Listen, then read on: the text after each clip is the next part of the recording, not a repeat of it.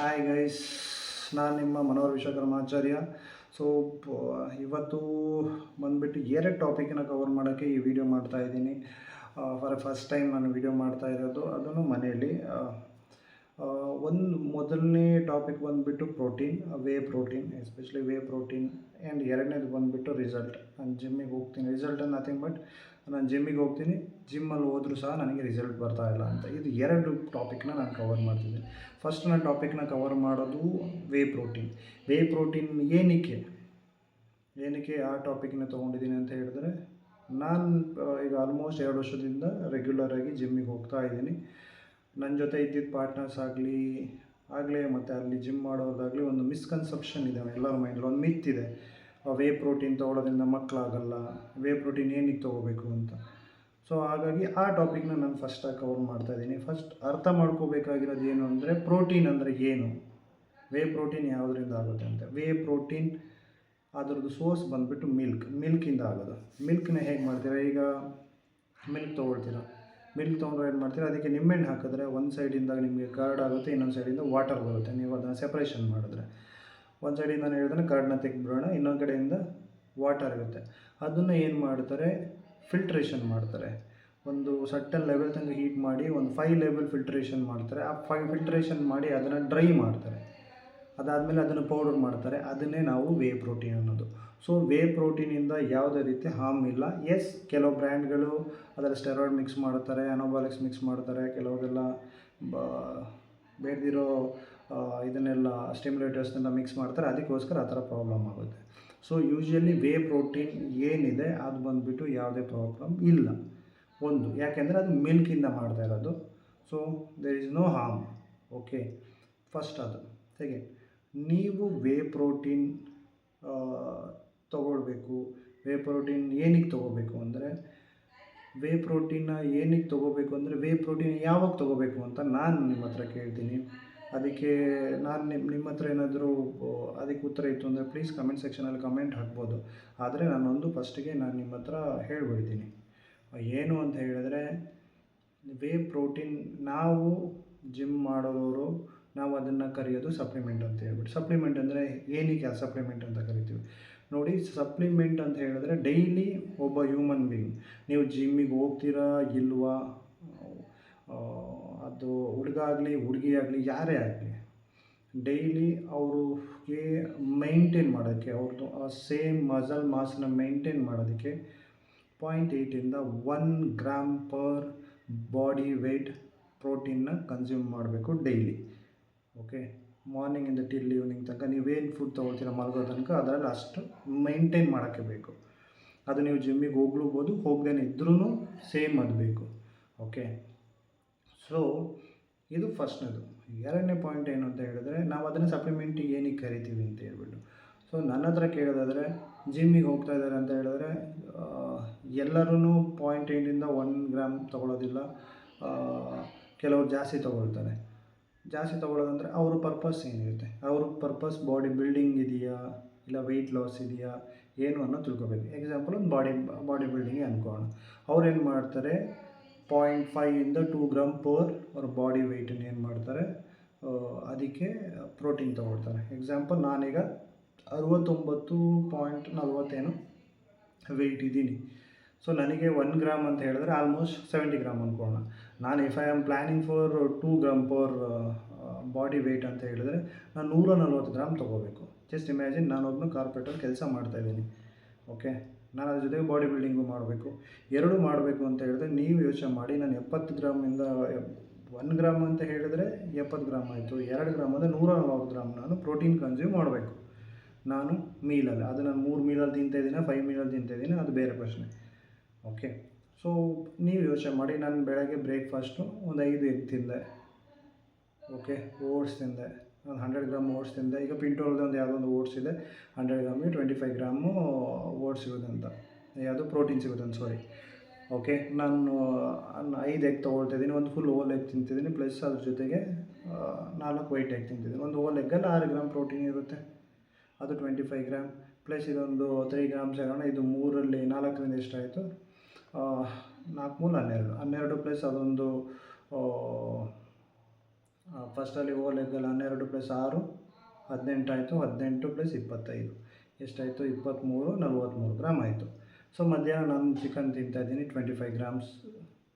100 gram chicken ತಿಂತಿದ್ದೀನಿ, 25 gram protein ಸಿಗುತ್ತೆ.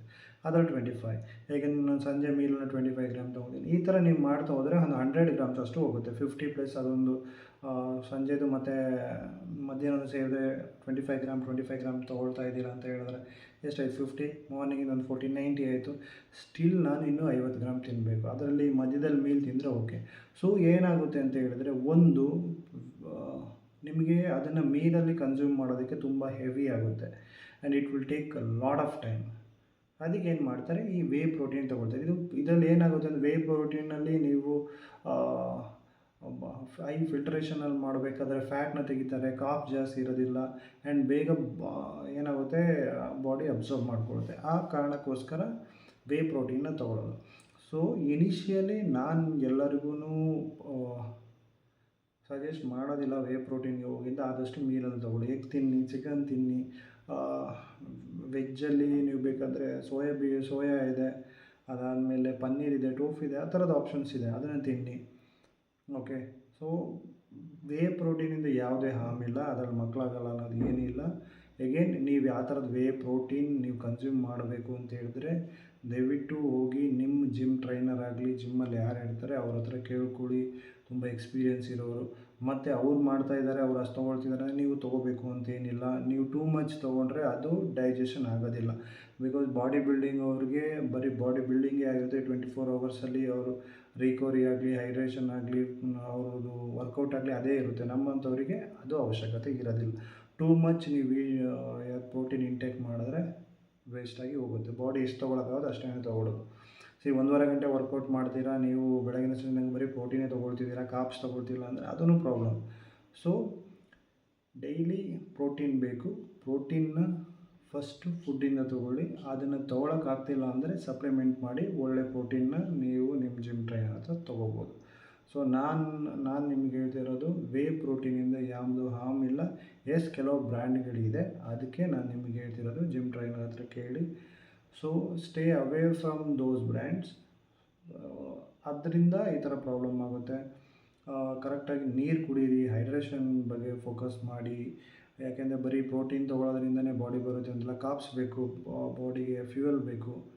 So ಇದೆಲ್ಲ ಮ್ಯಾಟರ್ ಇದೆ. ಸೆಕೆಂಡ್ ಪಾಯಿಂಟು ನಾನು ಅವಾಗಲೇ ಇನಿಷಿಯಲ್ಲೇ ಹೇಳ್ದಂಗೆ, ಸೆಕೆಂಡ್ ಪಾಯಿಂಟ್ ಏನು ಹೇಳಿ, ರಿಸಲ್ಟ್ ಬರೋಲ್ಲ. ರಿಸಲ್ಟ್ ಏನಕ್ಕೆ ಬರೋಲ್ಲ? ಜಿಮ್ಮಲ್ಲಿ ಬರ್ತೀರಾ, ಜಿಮ್ಮಲ್ಲಿ ಬಂದುಬಿಟ್ಟು ವರ್ಕೌಟ್ ಮಾಡ್ತೀರಾ. ಏನು ವರ್ಕೌಟ್, ಎಷ್ಟೊತ್ತು ವರ್ಕೌಟ್ ಮಾಡ್ತೀರಾ? 2 ಗಂಟೆ 3 ಗಂಟೆ ಮಾಡ್ತಾನೆ ಇರ್ತೀರಾ. ಬನ್ನಿ, ಆ ವರ್ಕೌಟ್ ಒಂದು ಮಸಲ್ನ ವೀಕ್ಲಿ ಟ್ವೈಸ್ ವರ್ಕೌಟ್ ಮಾಡೋಕ್ಕೆ ನೋಡಿ. Keep your the workout for 1 to 1.1 ಗಂಟೆ ಮಾತ್ರ ಇಟ್ಕೊಳ್ಳಿ, not more than that. So every ಸೆಟ್ಟಿಗಾಗಲಿ 2 to 3 ಮಿನಿಟ್ಸ್ ರೆಸ್ಟಿಂಗ್ ಟೈಮ್ ಕೊಡಿ. ಹೈಡ್ರೇಷನ್ ಬಗ್ಗೆ ಫೋಕಸ್ ಇರಲಿ. Recovery, it is very very very important. ನಿದ್ದೆ 7 ಗಂಟೆ ಆಗಿಲ್ಲ ಅಂತ ಹೇಳಿದರೆ, ರಿಕವರಿ ಕರೆಕ್ಟಾಗಿ ಆಗಿಲ್ಲ ಅಂತ ಹೇಳಿದ್ರೆ ಮಸಲ್ ಗ್ರೋತ್ ಆಗಲ್ಲ. ನೀವು ಮಸಲ್ ಗ್ರೋತ್ ಆಗೋದಕ್ಕೆ ರಿಕವರಿನೂ ಅಷ್ಟೇ ಇಂಪಾರ್ಟೆಂಟ್ ಹೇಗೆ ಮ್ಯಾಕ್ರೋಸ್ ಇಂಪಾರ್ಟೆಂಟ್. ಮ್ಯಾಕ್ರೋಸ್ ಅಂದರೆ 4 ಬರುತ್ತೆ: protein, fibre, healthy fat and carbs. ಇದಕ್ಕೆ ನಾವು 4ಗೆ ಮ್ಯಾಕ್ರೋಸ್ ಅಂತ ಕರಿತೀವಿ. ಸೊ ಅದ್ರ ಜೊತೆಗೇ ಈ ರಿಕವರಿನೂ ತುಂಬ ಇಂಪಾರ್ಟೆಂಟ್. ರಿಕವರಿ ಕರೆಕ್ಟಾಗಿ ಆಗಿಲ್ಲ, ನಿದ್ದೆ ಕರೆಕ್ಟಾಗಿ ಮಾಡಿಲ್ಲ ಅಂತ ಹೇಳಿದ್ರೆ ಅದನ್ನು ನಿಮ್ಮ ಗ್ರೋತಿಗೆ ಅಡ್ಡ ಬರುತ್ತೆ. ಸೊ ನೀವು ವರ್ಕೌಟ್ ಮಾಡ್ತಾಯಿದ್ದೀರಾ, ಇನ್ನೊಂದು ಕಡೆ ನೀವು ನ್ಯೂಟ್ರಿಷನ್ನ ಕರೆಕ್ಟಾಗಿ ಇಂಟೇಕ್ ಮಾಡ್ತಾ ಇಲ್ಲ ಅಂತ ಹೇಳಿದ್ರೆ ನಿಮಗೆ ರಿಸಲ್ಟ್ ಬರೋಲ್ಲ. ಆ್ಯಂಡ್ ಬೇರೆಯವರಿಗೆ ಕಂಪ್ಯಾರಿಸನ್ ಮಾಡೋದು ಬಿಡಿ. ಬಿಕಾಸ್ ನಿಮ್ಮ ಜೆನೆಟಿಕೇ ಬೇರೆ, ನನ್ನ ಜೆನೆಟಿಕೇ ಬೇರೆ. ನಾನು ಡೈಲಿ ಹೇಗಿರ್ತೀನಿ ಅನ್ನೋದೇ ಬೇರೆ, ನೀವು ಡೈಲಿ ಹೇಗಿರ್ತೀನಿ ಅನ್ನೋದೇ ಬೇರೆ. ನಿಮ್ಮ ಏಜ್ ಬೇರೆ, ನನ್ನ ಏಜ್ ಬೇರೆ, ನನ್ನ ಸ್ಲೀಪಿಂಗ್ ಪ್ಯಾಟ್ರನ್ ಬೇರೆ, ನನ್ನ ಫುಡ್ಡೇ ಬೇರೆ, ನನ್ನ ಡೈಲಿ ಎದ್ದೇಳೋದೇ ಬೇರೆ. ಸೊ ಎಲ್ಲದೂ ಮ್ಯಾಟರ್ ಆಗುತ್ತೆ. ಸೊ ರಿಸಲ್ಟ್ ಬರಬೇಕು ನ್ಯಾಚುರಲ್ ಅಂತ ಹೇಳಿದ್ರೆ, ನನಗೀಗ 34 ಇಯರ್. ಓಕೆ. ಸೊ ನಾನು ಲಾಸ್ಟ್ 2 ಇಯರ್ಸಿಂದ ಮಾಡ್ತೀನಿ. Still I have a body fat of ನನಗೆ ಗೊತ್ತಿದ್ದಂಗೆ ನನ್ನ ಅಂಡರ್ಸ್ಟ್ಯಾಂಡಿಂಗ್ ಇದೆ, I have 22% of body fat. Yes, it is an natural. So ನೀವು ಇನ್ನೊಬ್ರಿಗೆ ಕಂಪೇರ್ ಮಾಡೋಕೆ ಅವ್ರದ್ದು ಗ್ರೋತ್ ಆಗ್ತಿದೆ ಅಂತ see your self, take an selfie. ನೀವು ಒಂದು ಜಿಮ್ಮಿಗೆ ಹೋಗ್ತಿರ್ಬೇಕಾದ್ರೆ ನೀರನ್ನ ಚೆನ್ನಾಗಿ ಕುಡೀರಿ. ಜಿಮ್ಮಿಗೆ ಹೋಗ್ಬೇಕಾದ್ರೆ ಒಂದು ಸೆಲ್ಫಿ ತೊಗೊಂಡ್ರೆ ಒಂದು 3 months ಆದಮೇಲೆ ನಿಮ್ಮ ಡಯಟ್ನ ಆ ನ್ಯೂಟ್ರಿಷನ್ ಹೇಳ್ದಲ್ಲ ಅದನ್ನು ಮಾಡಿ. ಮನೇಲಿ ಇರೋದನ್ನೇ ತಿನ್ನಿ. ನಾನೀಗ ಮನೇಲಿ ಇರೋದೇ ತಿನ್ನೋದು. ನಾನೇನು ತಿಂತೀನಿ ಅಂತ ಹೇಳಿದ್ರೆ ಬೆಳಗ್ಗೆ ಏನು ಮಾಡ್ತಾರೆ ಅದ್ರ ಜೊತೆಗೆ ಎಗ್ ತಿಂತೀನಿ, ಫ್ರೂಟ್ಸ್ ಇರುತ್ತೆ ಡೈಲಿ, ಮತ್ತು ಫ್ಯಾಟಿಗೆ ಬೇಕಾದರೆ ಒಂದು ಹೋಲ್ ಎಗ್ ಇರುತ್ತೆ, ಇಲ್ಲಾಂದರೆ ಆಲ್ಮಂಡ್ ಇರುತ್ತೆ. ಸೊ ಡೈಲಿ ಏನು ಮಾಡ್ತಾರೆ ಅದನ್ನೇ ನಮ್ಮ ಮನೇಲಿ ಮಾಡೋವಂಥದ್ದು ಬೆಸ್ಟ್ ಆಗಿರುತ್ತೆ. ಕಾರ್ಬ್ ಲೋಡೆಡ್ ಇರುತ್ತೆ. ಸೊ ಅದು ನೋಡ್ಕೋಬೇಕು, ಜಾಸ್ತಿ ಟೂ ಮಚ್ ತಿನ್ನೋದಾಗಲಿ. ಮಧ್ಯಾಹ್ನ ಅಷ್ಟೇ ಎಗೇನ್ ಚಿಕನ್ ಇರುತ್ತೆ, ಎಗ್ ಇರುತ್ತೆ. ನಮ್ಮ ಮನೇಲಿ ಜಾಸ್ತಿ ಗ್ರೇವಿ ಥರದ್ದು ಸಾಂಬಾರನ್ನ ಮಾಡೋದಲ್ಲ, ಬೇಳೆ ಸಾಂಬಾರು ಮಾಡ್ತಾರೆ. ಪಲ್ಯನ ನಾನು ಯಾವಾಗಲೂ ಇಷ್ಟಪಡೋದು. ಸೊ ಪಲ್ಯ ಇರುತ್ತೆ, ರೈಸ್ ಇರುತ್ತೆ, ಫ್ರೂಟ್ಸ್ ಇರುತ್ತೆ, ಎಗ್. ನನ್ನ 3 ಮೀಲಲ್ಲಿ ಎಗ್ ಇರುತ್ತೆ, ಅದ್ರ ಜೊತೆಗೆ ಯಾವುದಿರುತ್ತೆ, ಚಿಕನ್ ಇರುತ್ತೆ. ಸೊ ಮಧ್ಯಾಹ್ನ ಮತ್ತು ಸಂಜೆ ಚಿಕನ್ ಇರುತ್ತೆ. ಮಧ್ಯದಲ್ಲಿ 12 o'clock ನಾನು ಓಟ್ಸ್ ತಿಂತೀನಿ. ಈಗ ಒಂದು ಸ್ವಲ್ಪ ಮಾಡ್ತೀನಿ, ಅದರ್ವೈಸ್ ನಾನು 3 ಮೀಲ್ಸ್ ತಿನ್ನೋದು. ಸೊ ರಿಸಲ್ಟ್ ಬರೋಲ್ಲ ಅನ್ನೋಕ್ಕಿಂತ ನೀವು ವೆಯ್ಟ್ ಮಾಡಬೇಕು, ಕನ್ಸಿಸ್ಟೆನ್ಸಿ ಇರಬೇಕು. ನೀವು ತಿಂಗಳಲ್ಲಿ 10 ದಿನ ಬಂದುಬಿಟ್ಟು ಇನ್ನು 10 ದಿನ ಆರಾಮಾಗಿರೋ ಇದ್ದು ಹೊರಗಡೆ ತಿನ್ನೋದು ರಾಂಗ್ ಅಂತಲ್ಲ, ತಿನ್ನಿ. ಬಟ್ ಯಾವಾಗಲೂ ಒಂದು ಸತಿ, 1-2 ಸತಿ ತಿನ್ನೋದ್ರಲ್ಲಿ ಏನೂ ರಾಂಗ್ ಇಲ್ಲ, ತಿನ್ನಿ. ಬಟ್ ನಿಮ್ಮ ವೀಕ್ಲಿ ಕ್ಯಾಲೋರೀಸ್ ಒಳಗೆ ಬಂತು ಅಂತ ಹೇಳಿದ್ರೆ ತೊಂದರೆ ಇಲ್ಲ.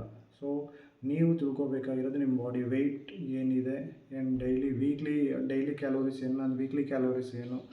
ಸೊ ಯಾವಾಗಲೂ ಒಂದು ಸತಿ ನೀವು ಹೊರಗಡೆ ತಿನ್ನೋದಾಗಲಿ, ವಾರದಲ್ಲಿ 2 ಸತಿ ತಿನ್ನೋದಾಗಲಿ, 1 ಟೈಮ್ ವಾರದಲ್ಲಿ ಯಾವಾಗಲೂ ಒಂದು ಸತಿ ಹೊರಗಡೆ ಹೋದ್ವಿ ಅಂದರೆ ತಿನ್ನೋದ್ರಲ್ಲಿ ಏನೂ ರಾಂಗ್ ಇಲ್ಲ. ಸೊ ತಿನ್ನಿ, but ensure that you are not over eating it. So try to control your ನಿಮಗೆ ಆ ತಿನ್ನೋದನ್ನ ಕಂಟ್ರೋಲಲ್ಲಿ ಇಟ್ಕೊಳ್ಳಿ. Over eating is the problem, eating is not a problem. So ಇದನ್ನು ತಿಳ್ಕೊಳ್ಳಿ. ಸೊ ನಾನು ಫಸ್ಟಿಗೆ ಹೇಳ್ದಂಗೆ, ಫಸ್ಟಲ್ಲಿ ವೇ ಪ್ರೋಟೀನ್ ಯಾವುದೋ ಹಾರ್ಮ್ ಇಲ್ಲ, ತೊಗೋಬೋದು. ಬಟ್ ನಾನು ಎಲ್ಲರಿಗೂ ಹೇಳೋದು, ನಾನು ಸಜೆಷನ್ ಮಾಡ್ತಿಲ್ಲ, ನಾನು ಮಾಡಿದ ಮಿಸ್ಟೇಕ್ ನೀವು ಮಾಡೋಕ್ಕೆ ಹೋಗ್ಬೇಡಿ. Eat to try to get a protein from your daily meal. ಸಪ್ಲಿಮೆಂಟಿಗೆ ಹೋಗ್ತಾ ನೀವು ನಿಮ್ಮ ಜಿಮ್ ಟ್ರೈನರ್ ಹತ್ರ ಕೇಳ್ಬೋದು. ಅದಾದಮೇಲೆ ಎಗೇನ್ ಸೆಕೆಂಡ್ ಟಾಪಿಕ್ ಬಂದುಬಿಟ್ಟು ಯಾವುದು ಪ್ರೋಗ್ರೆಸ್ ಇಲ್ಲ ಅಂತ ಹೇಳಿದ್ರೆ ಏನಕ್ಕಿಲ್ಲ. ಫಸ್ಟ್ ಕನ್ಸಿಸ್ಟೆನ್ಸಿ ಬನ್ನಿ, ವರ್ಕೌಟ್ ಮಾಡಿ. ಅದಾದಮೇಲೆ ಫುಡ್ಡನ್ನು ಕಂಟ್ರೋಲ್ ಮಾಡಿ. ಅದಾದಮೇಲೆ ರಿಕವರಿ ಮೇಲೆ ಫೋಕಸ್ ಮಾಡಿ.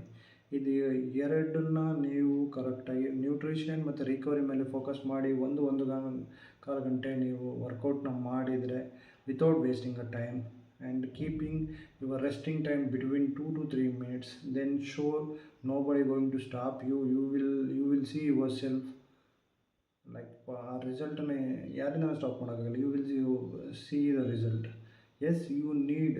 ಬೇರೆಯವರು ಒಂದೇ ವರ್ಷದಲ್ಲಿ ಗ್ರೋತ್ ಆಗ್ತಾರೆ, ಅವ್ರದ್ದೆಲ್ಲ ಕಟ್ಟಿಂಗ್ಸ್ ಎಲ್ಲ ಕಾಣ್ತಾರೆ. ನ್ಯಾಚುರಲ್ ಬಾಡಿ ಹಂಗಲ್ಲ, ವರ್ಕೌಟ್ ಮಾಡಿದಾಗ ಪಂಪ್ ಇರುತ್ತೆ, ಮನೆಗೆ ಬಂದಾಗ ನೀವು ವರ್ಕೌಟ್ ಮಾಡಿಲ್ಲ ಅಂತಂದರೆ ಅದೇ ಥರನೇ ಕಾಣಿಸುತ್ತೆ. So try hard. ನನ್ನ ಅಷ್ಟೇ ಹೇಳಿದ್ದು, ಟ್ರೈ ಹಾರ್ಡ್. ಸ್ಲೀಪ್ ಚೆನ್ನಾಗಿರಲಿ, ಸ್ಲೀಪ್ ಸೈಕಲ್ ಚೆನ್ನಾಗಿರಲಿ. ಇದಿಷ್ಟೇ ನನ್ನ 2 ಟಾಪಿಕ್. ಇನ್ನೂ ನಾನು ಕವರ್ ಮಾಡೋದಕ್ಕೆ 2-3 ಟಾಪಿಕ್ ಕವರ್ ಮಾಡಬೇಕು ಅಂತಿದ್ದೀನಿ. ಯಾವುದು ಅಂತ ಹೇಳಿದ್ರೆ ಮ್ಯಾಕ್ರೋಸಲ್ಲಿ ಕಾರ್ಬ್ಸ್, ಹೆಲ್ದಿ ಫ್ಯಾಟ್ ಮತ್ತು ಫೈಬರ್. ಇದನ್ನು ನೆಕ್ಸ್ಟ್ ಅಪ್ಕಮಿಂಗ್ ವೀಡಿಯೋದಲ್ಲಿ ಕವರ್ ಮಾಡ್ತೀನಿ. ಓಕೆ, ಸೊ 3 ಒಂದೇ ವೀಡಿಯೋದಲ್ಲಿ ಕವರ್ ಮಾಡ್ತೀನಿ. ನಿಮಗೇನಾದ್ರೂ ಜಿಮ್ ರಿಲೇಟೆಡಲ್ಲಾಗಲಿ ಇದರಲ್ಲಿ ಯಾವುದಾದ್ರೂ ಡೌಟ್ಸ್ ಇತ್ತು ಅಂದರೆ ಕಮೆಂಟ್ ಸೆಕ್ಷನಲ್ಲಿ ಕಮೆಂಟ್ ಹಾಕಿ. Till then, thanks for watching. Please like, share and subscribe. Will see you soon. And ಎಲ್ಲರಿಗೂ ಶುಭರಾತ್ರಿ. ಸಿಗೋಣ. ಬಾಯ್. ನಿಮ್ಮ ಪ್ರೀತಿಯ ಮನೋಹರೇಶ ಕರ್ಮಾಚಾರಿ.